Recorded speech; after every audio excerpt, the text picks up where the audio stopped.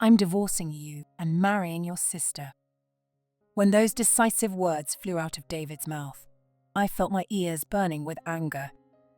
I had thought our marriage had already been broken, but I still couldn't understand why he'd choose my sister over me. Even so, the feeling of not wanting to be a family with David anymore was overwhelming. "Fine, in that case, I'll demand a hefty alimony. Take as much as you want, as long as I can divorce you." David's only concern was divorcing me and marrying my sister. I threw the divorce papers I had prepared beforehand at him. "Fill this out and submit it, and don't change your mind at the last minute."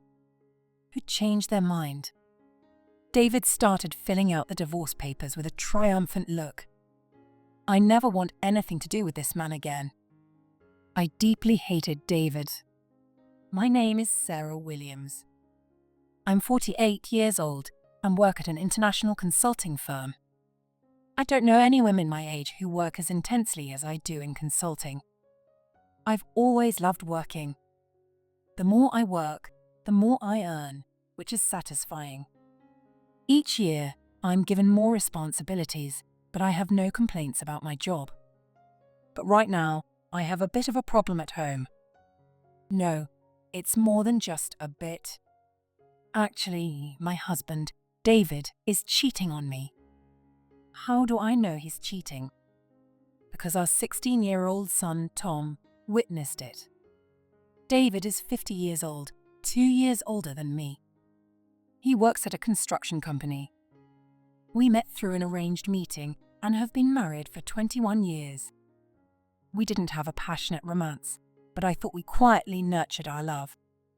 However, according to Tom, the time I thought I'd been happily spending with David was all a lie. I'm going to talk about what happened after Tom discovered David's affair. Our only son, Tom, is 16 years old and a freshman in high school this year. He's more mature than kids of his age and takes the initiative with household chores. When I come home late from work, he even makes simple meals like curry or stew. I pride myself on having such a capable son. David always comes home around the same time as me or later. During busy seasons, he has more overtime, and Tom and I are often asleep by the time he gets home. Until recently, I thought we were just an ordinary family. The whole thing started when Tom asked me a question while I was making dinner. After coming home from work on a Friday evening at the end of the year, "Hey, did Dad mention having any plans today?" It was unusual for Tom to ask about David. I wondered if he had something to ask his father. Today, he said he had a company year-end party. I relayed what David had told me that morning. "Really? Do people usually have year-end parties with just one woman?" What? What did he mean? Just one woman. Tom spoke again, clearing my doubts.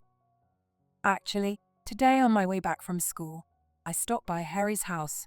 Oh, Harry was absent from school today. I had some things to deliver. Harry's house is quite far, about an hour from school. And it's near Dad's workplace, so after visiting Harry's house, I saw Dad walking hand in hand with a woman on a deserted street. And that woman, it was Aunt Jennifer." "What do you mean?" I couldn't believe my ears. David was meeting my sister Jennifer after work.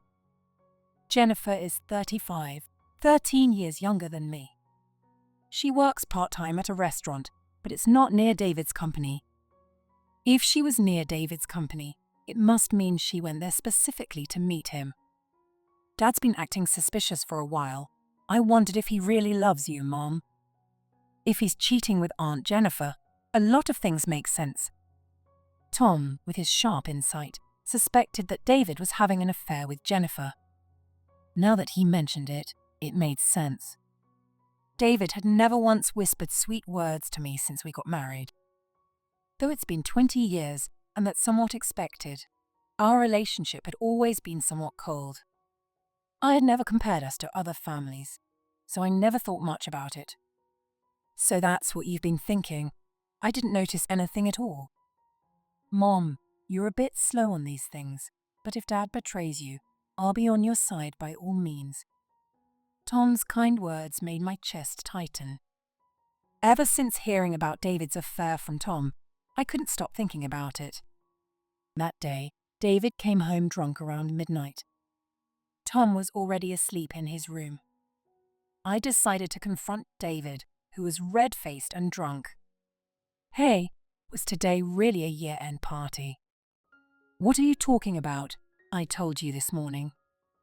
David responded with a sullen look, realizing I had figured something out. "Actually, Tom saw you holding hands with Jennifer today." "What?" The mention of Jennifer's name made David's face instantly tense. This reaction was a clear sign of guilt. I pressed on. "Jennifer's restaurant is quite far from your office, isn't it? So you didn't just bump into each other after work. And holding hands wouldn't make sense if it was a chance meeting, right?" David froze for a moment, then let out an alcohol-laden sigh and said, "So you think I'm cheating based on that? You're going to believe such baseless accusations." Tom's at a sensitive age. He must have misunderstood. Instead of wasting time on this nonsense, let's go to bed. David seemed determined to feign ignorance. I sighed and went to the bedroom. I was certain David was having an affair with Jennifer. The next night, I received a call from Jennifer on my cell phone. David was still at work, and Tom was studying in his room. It couldn't be a coincidence that Jennifer contacted me right after what happened yesterday. Jennifer isn't the type to usually keep in touch with her sister. She's much younger and was spoiled by our parents, making her the opposite of my responsible and neurotic self. We don't look alike either. I resemble our mother, while Jennifer looks like our father. Jennifer is more attractive, and there was a time when I envied her looks. We used to play together when she was little, but once she reached middle school, I moved out and we spent less time together. Now, Jennifer was calling me after a long time. I took a deep breath and answered the phone. "Hello." "Hey sis, it's been a while." Hearing Jennifer's carefree voice after so long made me feel nostalgic. "What's up? It's rare for you to call." I immediately asked what was on my mind. The conversation Tom and I had yesterday was still fresh in my mind. "Well, I guess you already have an idea, but I thought I'd reveal the secret." Her teasing tone made my chest tighten. "Reveal the secret? What do you mean?" I pretended not to know anything and urged Jennifer to continue. "Oh, come on, didn't you figure it out? David said you did yesterday." David. Hearing his name made my head hot with anger. "What are you trying to say?" I was fed up with Jennifer's teasing and asked her directly. Okay, don't rush me. The truth is, David and I are seeing each other." I was utterly disgusted by my sister's shameless declaration about dating my husband. "You're so slow, sis. We've been together for 18 years, and now you find out because Tom saw us. How slow can you be?" 18 years. I was shocked into silence by the number Jennifer mentioned. Could it really have been that long? 18 years ago would mean it started before Tom was even born. "You didn't know, right?" David always said. "She'll never notice. She's too busy with work and doesn't care about me." And he was right, wasn't he? Poor you. David's always said I'm cuter than you. Jennifer's mocking voice echoed through my phone. She'd always bragged about being cuter than me. I guess that's why she thought she could get away with going after my husband. I was confronted with an unbelievable truth and couldn't find any words to respond. Poor sis, as soon as you get married, you've been cheated, and it's not like I'm bragging or anything. Her irritating laugh filled my heart with darkness. Being cheated on by my sister and then taunted about it was a blow to my pride. You'll probably hear from David soon. We figured it was time to come clean. I didn't want a private detective snooping around, you know. With that, Jennifer abruptly hung up. What is she thinking?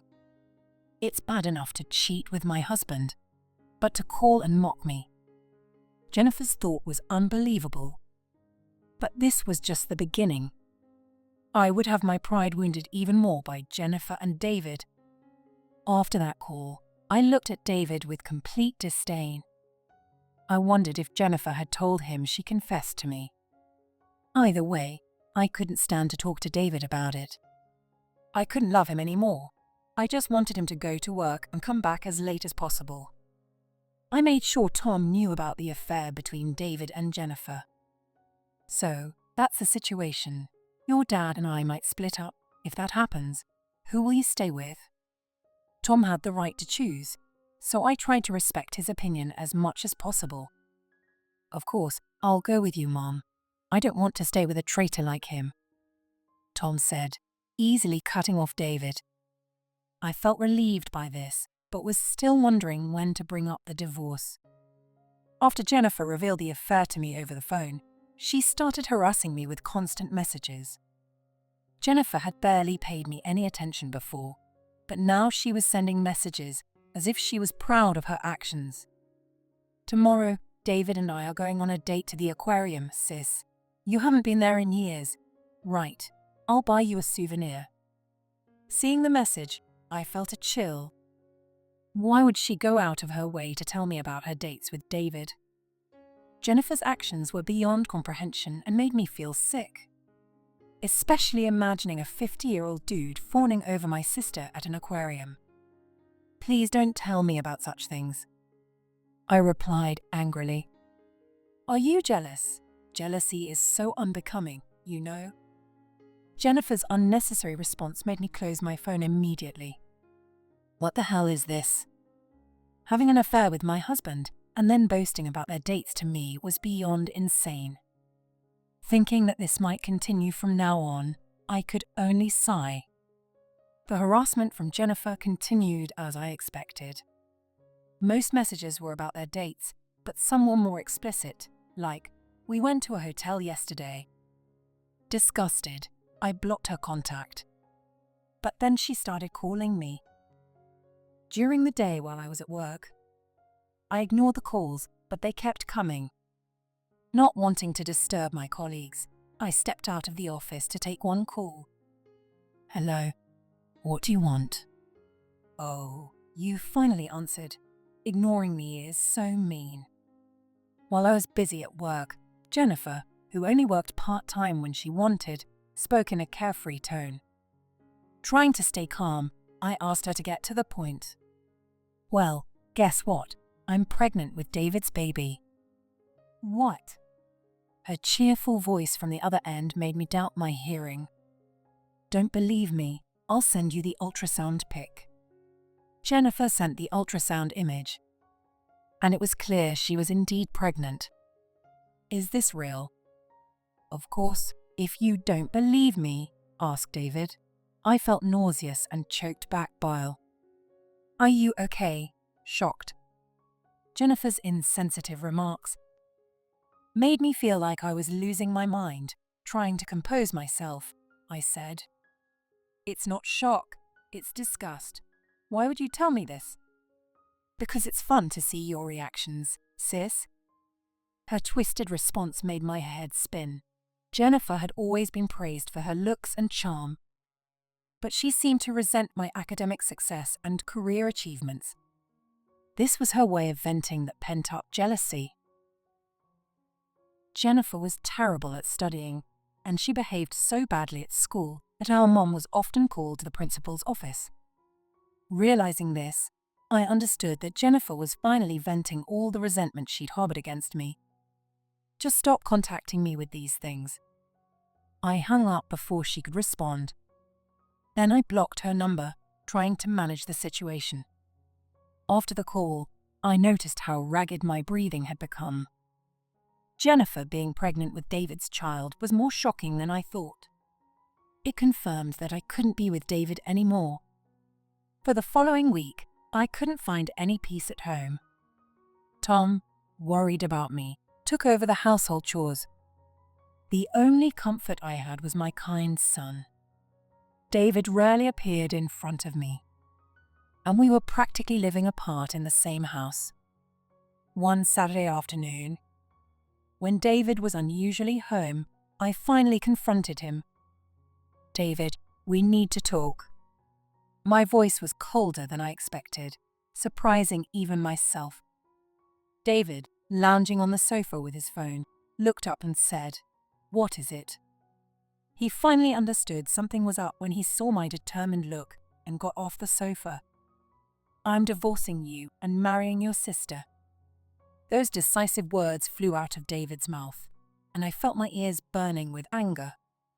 I had thought our marriage had already been broken, but I still couldn't understand why he'd choose my sister over me. Even so, the feeling of not wanting to be a family with David anymore was overwhelming. "Fine, in that case, I'll demand a hefty alimony. Take as much as you want, as long as I can divorce you." David's only concern was divorcing me and marrying my sister. I threw the divorce papers I had prepared beforehand at him. "Fill this out and submit it, and don't change your mind at the last minute." Who'd change their mind? David started filling out the divorce papers with a triumphant look. I never ever want anything to do with this man again. I deeply hated David. After scribbling on the papers, David handed them to me carelessly. "It's a hassle, so you submit them." He spat the words at me. I took them, irritated. "I'm taking Tom with me. You okay with that?" "Yeah, do whatever. I don't care about that kid."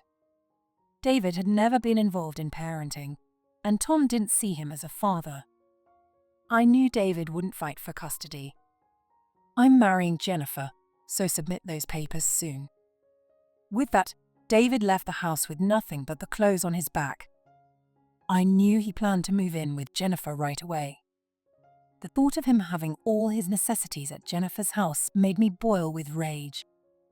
"Mum, are you okay?" Tom, who I thought was studying in his room, came out to comfort me. "Yes, I'm fine, but I need to tell you, I'm divorcing your father." I hesitated as I told Tom about the divorce. Even though he's a high schooler, knowing his parents are divorcing would be unsettling. I was determined to protect Tom's life, no matter what. The thought made my heart ache. "Okay, I understand," Tom said with a calm, resolute voice. I was surprised by how unfazed he seemed by the news of our divorce. "I'm the one who told you about Dad's affair in the first place. I'll protect you, Mom." His supportive words brought tears to my eyes. Even if it means being a single parent, I will make sure Tom doesn't suffer until he becomes an adult.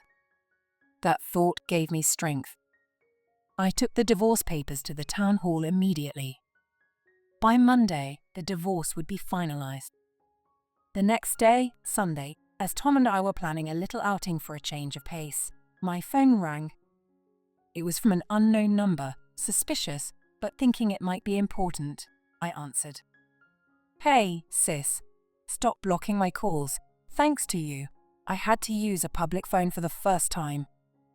Jennifer's familiar voice rang out, and I was at a loss for words. I never imagined she'd go so far as to use a public phone to contact me. "What do you want?" Now that I was divorcing David, there should be no reason for us to talk. I asked coldly, wanting to end the conversation quickly. "Don't rush me. Thanks for divorcing David. Well, technically, it's not finalized yet. Anyway, once it is, I'm marrying him right away." "Oh, and our wedding is next month. You should come, or I might do something bad to Tom. I'll send the details later." Jennifer hung up after casually dropping her bombshell. A wedding? What is she thinking? I couldn't fathom Jennifer's logic. Who invites their spouse's ex to their wedding? Frustrated, I immediately called my mom. She didn't know about my divorce or Jennifer's plan to marry David. I felt odd discussing my issues with my mom at my age, but I needed her support. When I told her everything, she was furious with both David and Jennifer. "I can't believe Jennifer would do such a thing," she exclaimed. I also told her about Jennifer's wedding invitation. Mom was equally baffled by Jennifer's outrageous behavior. "Mom, I need your help with something," I said, sharing my plan to put Jennifer in her place. Mom agreed without hesitation, and I felt a sense of relief. "Just wait, Jennifer. You'll regret making me angry." A month later, the day of Jennifer and David's wedding finally arrived. I received an actual invitation and learned it would be a small family affair. I had planned to leave Tom at home, but he insisted on coming, so I brought him along. "Oh, sis, thanks for coming to see my happiness," Jennifer said mockingly in her wedding dress. "What is Sarah doing here, and Tom?" David exclaimed, clearly panicked upon seeing us. It seemed Jennifer had invited us without his knowledge. "Hey, why did you invite them?" David yelled. "Well, I wanted to see her squirm," Jennifer replied shamelessly. David scowled. "What?"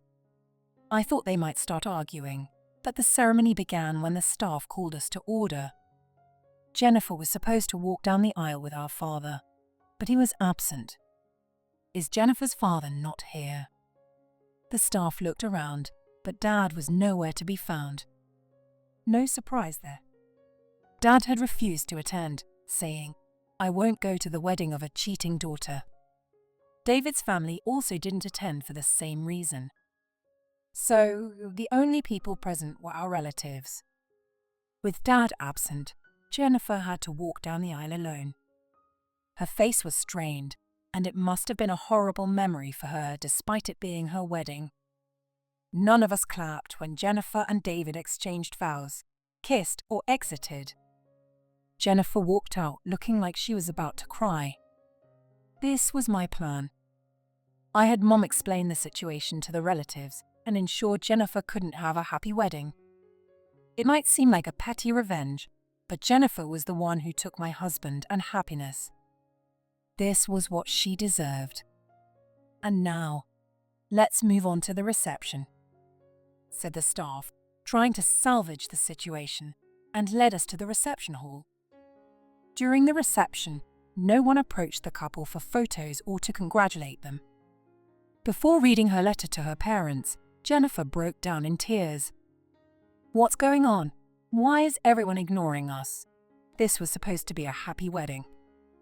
Jennifer's tearful voice echoed through the hall. The staff were at a loss on how to handle the situation, and David stood there pale and speechless. I decided it was time to end this and walked up to Jennifer. "Sorry, Jennifer, I told everyone to ignore you today, after you took 18 years of happiness from me. I figured you could handle this much." Jennifer flinched at my words. "How could you? Do you enjoy making people miserable? Give me my wedding back." Jennifer screamed, completely selfish. As David looked on, bewildered. He seemed unaware of Jennifer's true nature. Despite their 18-year affair, who's making who miserable here? Tom's voice came from behind, and everyone turned to look at him. Tom walked up beside me, glaring at David and Jennifer in turn. "Who took my dad away and made my mum sad? You two did. So why are you acting like the victims?" Jennifer stammered. "But..." The room buzzed with whispers. "You should think for a second. What you did was the worst of the worst, making people miserable. And you, Dad, I've never thought of you as a good father. You've been cheating all along." David stood there, speechless. Jennifer, however, quickly switched from tears to anger, glaring at Tom and me with red eyes. "You two are stupid. It's your fault for not noticing the affair. You're such a fool, Sarah. You may have always been better at school, but you couldn't see this. What an idiot." Jennifer laughed maniacally, losing all emotional control. I didn't expect her to go this far, and I exchanged glances with Tom. He nodded seriously, signaling me. "If you're going to say that, should I reveal that thing?" What? What thing? Don't make stuff up. Jennifer snorted. The princess seemed completely unaware. It was time to spell it out for her. The child you're carrying. Who is the father? What? What do you mean? David looked shocked. Oh, you didn't know. Jennifer had another boyfriend besides you. What are you talking about? David's eyes widened in shock. I clenched my fists tightly. It's exactly what it sounds. Tom told me he saw Jennifer entering a hotel with another man. Judging by the date on the ultrasound, Jennifer showed me. It looks like that man could very well be the father. Sorry. I guess you didn't need to know that. Tom had previously informed me about seeing Jennifer with another man at a hotel. I figured their marriage wouldn't last, even if they went through with it. Both David and Jennifer were stunned into silence. That's a lie. You just want to ruin my happiness, don't you? How ugly. You can't prove I cheated. Jennifer tried to fight back, but both Tom and I shook our heads. I have proof. Look. I showed her a photo of Jennifer entering a hotel with a blonde man. Tom had actually taken the photo to catch Jennifer's infidelity. What a capable son. What is this? This isn't what it looks like. Jennifer's denial trailed off as the evidence was undeniable. David had no choice but to accept Jennifer's infidelity. You were going to marry me, and you were with this thug. I couldn't help it. He was forceful. What? The argument between David and Jennifer escalated to the point where continuing the reception was impossible. Worried about causing further trouble for the staff, I shouted with all my might. Both of you are ridiculous. David, you were cheating on your wife with her sister in the first place, and Jennifer, not only did you cheat, but you also harassed me. I never want to see either of you again. Mom and Dad have cut ties with you both. I'll be demanding hefty alimony, so be prepared. With those words, I left the venue with Tom and our relatives. I no longer wanted to consider those two as family. I vowed to live a happy life with Tom, far from David and Jennifer.